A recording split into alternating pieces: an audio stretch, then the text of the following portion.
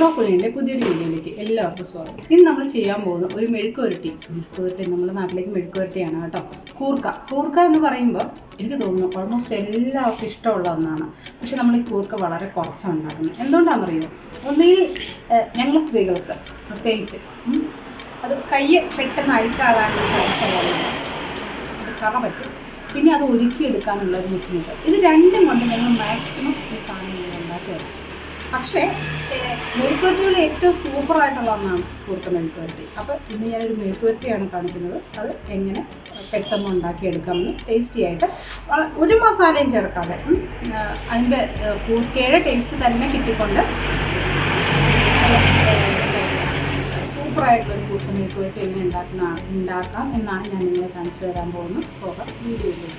നമ്മളിന്ന് കൂർക്ക മെഴുക്കുവരട്ടിയാണ് ഉണ്ടാക്കണമെന്ന് പറഞ്ഞു. അതിന് വേണ്ടിയിട്ടുള്ള നാടൻ കൂർക്കയാണ് കേട്ടോ. നാടൻ കൂർക്ക അത് ആദ്യം ഒന്ന് തുണിയിലിട്ടൊന്ന് ഒലച്ച് അത് കഴുകി വൃത്തിയാക്കി എടുത്ത് വെച്ചു. അതിൻ്റെ മണ്ണൊക്കെ കളഞ്ഞതിന് ശേഷം അതിനുശേഷം നമ്മൾ ഓരോ കൂർക്കകളായിട്ട് എടുത്ത് ബാക്കി അതിനകത്ത് ബാക്കി ഉണ്ടായിരുന്ന തൊലികളെല്ലാം ഒരു ചെറിയ കത്തി വെച്ച് നന്നായിട്ട് ക്ലീൻ ചെയ്തിടുന്നു. ഓരോന്നും എടുത്ത് നന്നായിട്ട് വൃത്തിയാക്കണം കേട്ടോ. അതിനുശേഷം ചെറിയ ചെറിയ ക്യൂബുകളാക്കിയിട്ട് അത് വട്ടത്തിലോ നീളത്തിലോ അതൊക്കെ നിങ്ങളുടെ ഇഷ്ടം, മെഴുക്കുവരട്ടി കിടക്കാനുള്ള ഭംഗി അനുസരിച്ച് നിങ്ങൾക്ക് ചെയ്യാം. ഇതുപോലെ നമ്മൾ കട്ട് ചെയ്തൊരു പാത്രത്തിലേക്ക് ഇട്ടതിന് ശേഷം നമ്മളത് കഴുകി, നമ്മൾ 2-3 പ്രാവശ്യം കഴുകിയതാണ്. സോ എന്നിട്ട് വേറൊരു ചെറിയ പാത്രത്തിലേക്ക് ഇട്ടു. കാരണം ഇത് ഒരു ചെറിയൊരു ഐഡിയ ഞാൻ ചെയ്യുന്നുണ്ട്, അതിന് വേണ്ടിയിട്ടാണ്. അപ്പോൾ അതിന് വേണ്ടിയിട്ട് നമ്മൾ വേറൊരു പാത്രത്തിലേക്ക് ഇതിട്ടു. അതിനുശേഷം കുറച്ച് വെള്ളം, അത് വേകാൻ ആവശ്യമുള്ളൊരു വെള്ളം നമ്മൾ അതിനകത്തേക്ക് ഒഴിക്കുന്നു. ഒത്തിരി വെള്ളമല്ല കേട്ടോ, കുറച്ച് വെള്ളം ഒഴിച്ചാൽ മതി. കുറച്ച് വെള്ളം ഒഴിച്ചു ഇത് നോക്കൂ, കൈ നോക്കൂ, നല്ല ഭംഗിയായിട്ട് തന്നെ ഇരിക്കില്ലേ. സോ നമ്മൾ അതിനകത്തേക്ക് ഉപ്പും കൂടെ ചേർത്തതിന് ശേഷം ഒരു കുക്കറിലേക്ക് എടുത്ത് വയ്ക്കുന്നു. ഇതുപോലെ പാത്രത്തോടു കൂടി തന്നെ എടുത്ത് വയ്ക്കുന്നു. ശേഷം നമ്മൾ ഉപ്പിട്ടിട്ടുണ്ട്, വെള്ളം ഒഴിച്ചിട്ടുണ്ട്, then അടച്ചു വയ്ക്കുന്നു. ഒരു വിസിൽ, ഒരു സീറ്റി വരുന്ന പോലെ നമ്മളത് വേവിച്ചെടുക്കുന്നു. ഒന്ന് മതി കേട്ടോ, കൂടുതൽ വെന്ത് കഴിഞ്ഞാൽ മെഴുക്കുവരട്ടി ശരിക്കും ഇതായിപ്പോവും. അതുകൊണ്ട് ഒറ്റ ഇത് വരുന്ന വരെ. അപ്പോൾ അതിനുശേഷം നമ്മളെടുത്തൊന്ന് നോക്കുക, അതിനകത്ത് നമ്മളുടെ കൂർക്ക വെന്തിട്ടുണ്ടോ എന്നൊന്ന് നോക്കുക.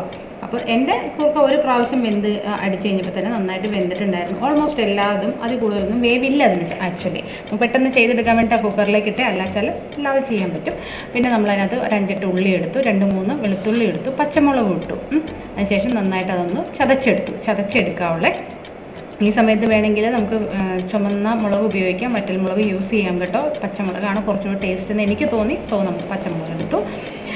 ലേശം വെളിച്ചെണ്ണ ഒഴിച്ചു. മെഴുക്കുവരട്ടി ഇതുപോലത്തെ സാധനങ്ങൾ ഉണ്ടാക്കും, വെളിച്ചെണ്ണയാണ് ഏറ്റവും ബെസ്റ്റ്. വെളിച്ചെണ്ണ എടുത്തു. അതിനുശേഷം നമ്മൾ എന്ത് ചെയ്തു, നമ്മൾ എടുത്ത് വെച്ചിരിക്കുന്ന ഉള്ളിയും മുളകും വെളുത്തുള്ളിയും നന്നായിട്ട് ഒന്ന് വഴറ്റിയെടുത്തു കഴിയുമ്പോൾ എന്താ ഗുണമെന്ന് വെച്ചാൽ നന്നായിട്ട് ഫ്രൈ ആയി വരണം കേട്ടോ. മെഴുക്കുവരട്ടിക്കൊക്കെ എപ്പോഴും ഫ്രൈ ആയിട്ട് വരണമായിരിക്കും ടേസ്റ്റ്. സോ നമ്മൾ കുറച്ച് 2-3 കൊത്ത് തേങ്ങയും കൂടി നമ്മളതിനകത്തേക്ക് തേങ്ങാക്കൊത്ത് കൂടി ചേർത്തതിന് ശേഷം ഒരു തരി മഞ്ഞൾപ്പൊടി കൂടെ ചേർത്തിട്ടുണ്ട്. മഞ്ഞൾപ്പൊടിയും കൂടെ ചേർത്ത് നന്നായിട്ട് ഇളക്കി വന്നതിന് ശേഷം അപ്പോൾ ഇതൊക്കെ നന്നായിട്ട് ഫ്രൈ ആയി. സോ പിന്നെ നമ്മൾ എടുത്ത് വെച്ചിരിക്കുന്ന കൂർക്ക കൂടി അതിനകത്തേക്ക് ഇട്ട് നന്നായിട്ട് ഇളക്കി കൊടുത്ത് അത് നന്നായിട്ട് തീയിലിരുന്ന് പതുക്കെ വെന്ത് ഉപ്പേരി പരുവത്തിലാവണം. അത്രയേ ഉള്ളൂ നമ്മളുടെ കൂർക്ക മെഴുക്കുവരട്ടി. കുറേ നേരം ഈ സിമ്മിൽ തന്നെ കിടന്ന് നന്നായിട്ട് വറ്റി റെഡിയായി വരണം.